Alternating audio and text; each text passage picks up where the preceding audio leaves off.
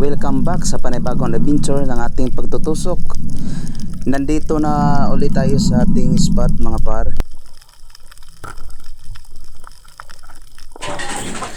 At ito na, pagdatingan natin sa pangantuhan, may nasilip ng kasama ko. Dinandahan lang namin mga par kasi baka makawala. Agoy tasak.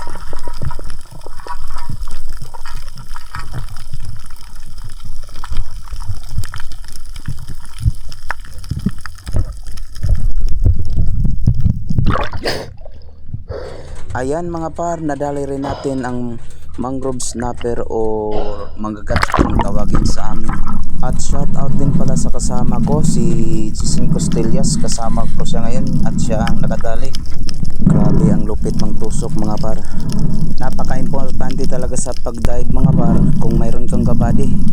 Kasi kung hindi man makuha ng isang shot, pwede mo i-double shot. Napaka-importante yan mga par para madali makuha. Huhuli yan mga par kahit malaking isda. Ang saya nung nahuli namin.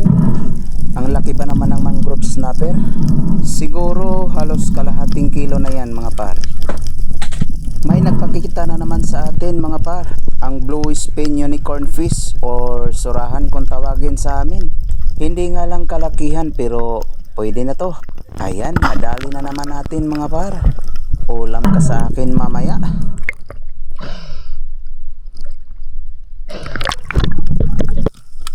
Stop over muna tayo dito mga par. Baka may sakaling may magpapakita. Isa sa pinakamagandang spot mga par. Dito sa ilalim talaga ng dagat magpipisto ang isda. Ayan mga par, parang may naamoy na ako.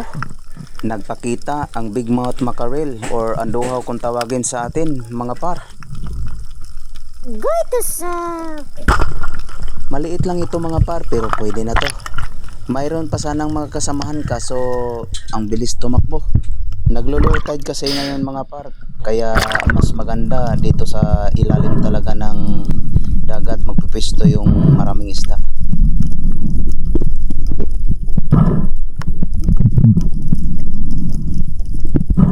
Medyo malalim talaga magpipisto yung mga isda mga par, kaya balik tayo sa pangantuhan. Baka mayroon tayong madali na malaking isda.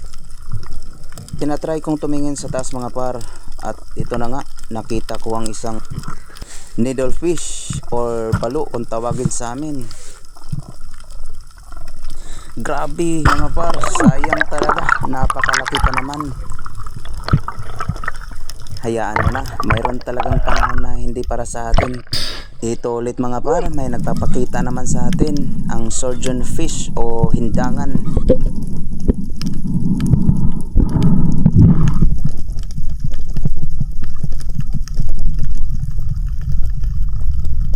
Ayan, nadali natin ang unicorn fish o hindangan. Hanggang dito na lang ang video ko mga par. Thank you sa panonood. Medyo gutom na at kumain.